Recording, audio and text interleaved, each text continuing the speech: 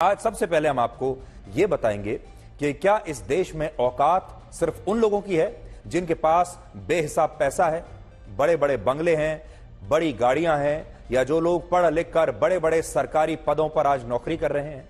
और इस देश में उन कम से कम 80 करोड़ लोगों का कोई स्वाभिमान नहीं है जो गरीब और कमजोर होते हुए भी ईमानदारी से, पूरी खुददारी से अपना जीवन जीते हैं, परिश्रम करते हैं और अपनी मेहनत की कमाई खाते हैं। आज मध्य प्रदेश के शाजापुर में जब हड़ताल कर रहे ट्रक ड्राइवरों के साथ प्रशासन की एक बैठक चल रही थी, तो इस बैठक में शाजापुर के जिला अधिकारी किशोर कान्याल ने एक ट्रक ड्राइवर से गुस्से में यह कह दिया कि तुम्हारी औकात क्या है। इस गरीब ट्रक ड्राइवर की गलती सिर्फ इतनी थी कि यह अपनी मांगों के बारे में जिला अधिकारी को बता रहा था, लेकिन जब जिला अधिकारी को यह लगा कि इस ट्रक ड्राइवर की आवाज थोड़ी ऊंची हो गई है, तो वो सीधे उसकी औकात पर आ गए। और इससे भी ज्यादा दुख की बात यह है कि यह गरीब ट्रक ड्राइवर भी इस दौरान सिर्फ इतना कह पाया कि वो मानता है कि उसकी कोई औकात नहीं है, और इसीलिए तो आज वो उस अफसर के सामने खड़े होकर अपनी मांगों के लिए भीख मांग रहा है। तो इस गरीब ट्रक ड्राइवर ने इस डीएम से जो कहा, उसमें इस देश के 80 करोड़ गरीबों की व्यथा दिखती है, उनका दुख दिखता है, जिनके लिए यह समझा जाता है कि उनका कोई स्वाभिमान नहीं, क्योंकि वो गरीब हैं, उनकी जेब में पैसा नहीं है और उनके पास पावर नहीं है। सिर्फ इसलिए उनकी कोई इज्जत नहीं और उनका कोई स्वाभिमान नहीं। क्या करोगे तुम? बैठ जाओ तुम। मैं इसके लिए माफी चाह रहा हूँ बाबूजी। ये माफी मांगनी चाहिए तुम्हें। आपने खुद ने क्या औकात है? भाई बोलो है नहीं है, क्या औकात है अपनी बाबूजी? औकात क्या औकात है? अपनी बात को डेमोक्रेसी तरीके से रखी, ये तो मैं कह रहा हूँ आपको। क्या करोगे तुम? बैठ जाओ तुम। मैं इसके लिए माफी चाह रहा हूँ बाबूजी। ये माफी मांगनी चाहिए तुम्हें। आपने खुद ने क्या औकात है? भाई बोलो है नहीं है, क्या औकात है अपनी बाबूजी? औकात क्या औकात है? अपनी बात को डेमोक्रेसी तरीके से रखी, ये तो मैं कह रहा हूँ आपको। इस घटना के बाद मध्य प्रदेश के मुख्यमंत्री मोहन यादव ने यह कहते हुए इस जिला अधिकारी को उनके पद से हटा दिया कि किसी को भी गरीब के स्वाभिमान को चोट पहुंचाने और उसका अपमान करने का अधिकार नहीं है, फिर चाहे वो किसी जिले का डीएम ही क्यों ना हो।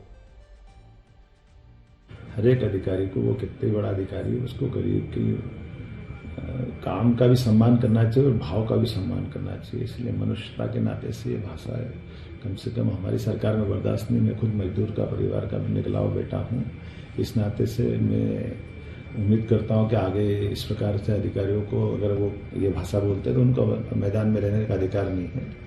मैं उम्मीद करता हूँ कि अब दोबारा जो अधिकारी आएगा वो इस प्रकार की भाषा का और व्यवहार का ध्यान रखेगा, और इस प्रकार की भाषा जो बोली जाती है, मेरे मन में बहुत पीड़ा हुई इस बात की। मैं कभी क्षमा नहीं करूँ इस तरह की बातों को। भारत दुनिया का शायद इकलौता ऐसा देश है जहां बात बात पर लोगों की जात पूछी जाती है और फिर उनकी औकात पूछी जाती है। और जो प्रभावशाली बड़े बड़े पदों पर बैठे हुए या अमीर लोग होते हैं, वो ये समझते हैं कि स्वाभिमान सिर्फ उनका होता है और गरीबों के पास ये हक है ही नहीं कि वो अपने स्वाभिमान की बात कर सके। आज हमारे देश में दो वर्ग बन गए हैं, जिनमें एक वर्ग है अमीर और पैसे वाले लोगों का, शक्तिशाली लोगों का, और दूसरा वर्ग है गरीब लोगों का। और इनमें जो अमीर वर्ग के लोग हैं, उनके एक बड़े तबके को ऐसा लगता है कि जिस तरह से उन्होंने पैसे से घर, गाड़ी और बंगला खरीद लिया, वैसे ही वो उसी पैसे से गरीबों के स्वाभिमान को भी बहुत आसानी से खरीद सकते हैं या फिर उसे कुचल सकते हैं। भारत मुख्य रूप से निम्न आय वाले और गरीब परिवारों का देश है, लेकिन इसके बावजूद वर्ष 2018 में हुए एक सर्वे में यह पता चला कि इस देश के गरीबों का मनोबल इतना कमजोर हो चुका है कि उन्हें अब यही लगता है, वो मान चुके हैं कि स्वाभिमान सिर्फ अमीरों का होता है और गरीबों की कोई औकात नहीं होती, और किसी गरीब को अमीर के सामने अपने स्वाभिमान की बात करनी भी नहीं चाहिए। और यह बात इस देश के 80 करोड़ गरीब और आम लोग शायद महसूस करते होंगे जब वो बाहर निकलते होंगे, जब पैसे वाले लोगों से बात करते होंगे। तो पैसे वाले जो लोग हैं, जब वो गरीब लोगों से बात करते हैं, जब गरीब सिक्योरिटी गार्ड से बात करते हैं, किसी और गरीब मजदूर से बात करते हैं, तो आपने देखा होगा उनका लहजा ही बदल जाता है। जब वो अपने से अमीर लोगों से बात करते हैं तो उनके लहजे में विनम्रता आ जाती है, लेकिन जब किसी गरीब से बात करते हैं तो सीधा गिरेबान पकड़ लेते हैं और उनका पूरा लहजा बदल जाता है।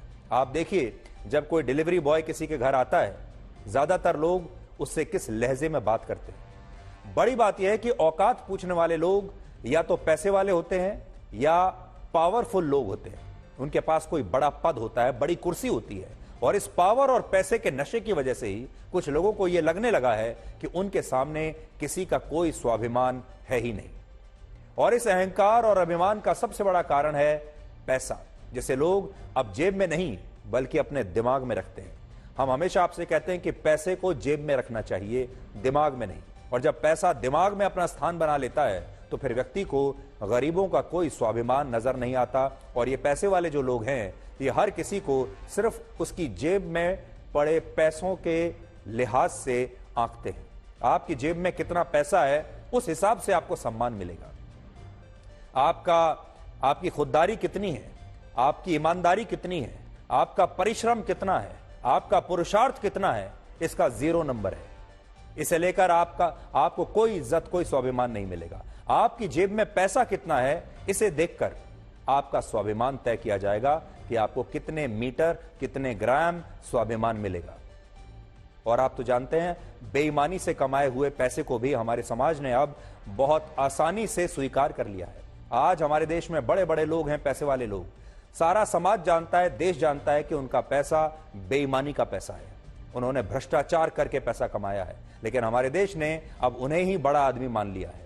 हमारे देश में गरीबों को अक्सर हीन भावना से देखा जाता है, लेकिन सोचिए, जो व्यक्ति ईमानदारी से और पूरे सम्मान के साथ अपने परिवार का पेट पाल रहा है, जो दिन भर घंटों काम करता है, जो धूप में गाड़ी चलाता है, खेतों में मजदूरी करता है, शहरों में बिल्डिंग बनाता है, रेलवे स्टेशन पर कुली बनकर अपने सिर पर सामान ढोता है, सिक्योरिटी गार्ड की नौकरी करता है, अपने बच्चों को पढ़ाने के लिए अपनी ड्यूटी के बाद एक्स्ट्रा आवर्स में भी मेहनत करता है, क्या उन गरीबों और आम लोगों से बड़ा इस देश में किसी और का स्वाभिमान हो सकता है?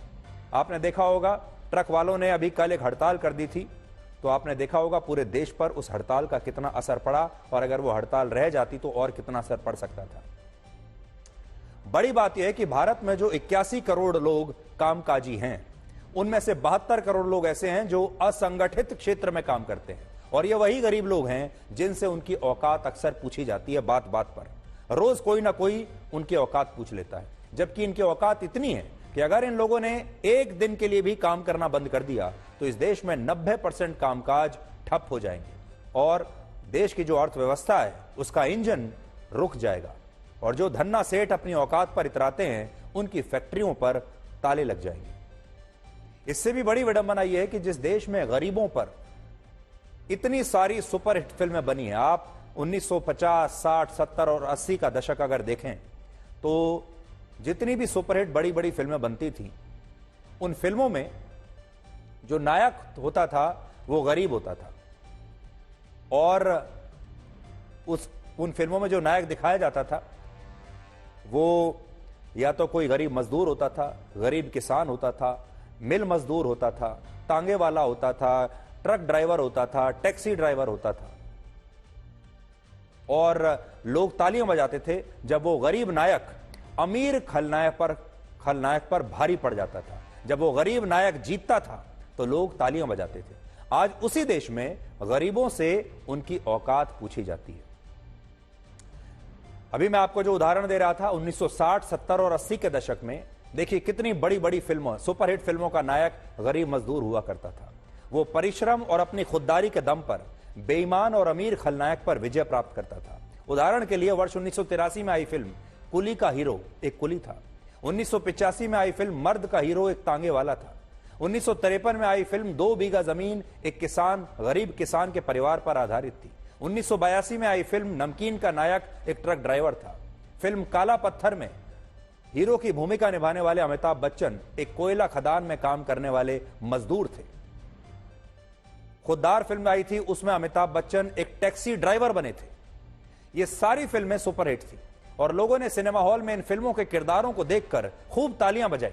लेकिन सोचिए, ऐसा कैसे हो सकता है कि जिस देश में गरीबों पर बनी फिल्में सुपरहिट होती हैं, जहां नायक गरीब होता है जो अमीरों से लड़ाई लड़ता है, उसी देश में गरीबों से उनकी औकात पूछी जाती है। आज आप अपने आप से भी यह सवाल जरूर कीजिएगा और हम आपसे हमेशा पहले से भी ये कहते आए हैं कि गरीबों की इज्जत कीजिए। उनकी जेब में आपके बराबर पैसा हो सकता है ना हो, लेकिन उनका स्वाभिमान है, उनकी भी इज्जत है, और वो परिश्रम में, ईमानदारी में आपसे शायद एक कदम आगे ही होंगे, पीछे नहीं होंगे।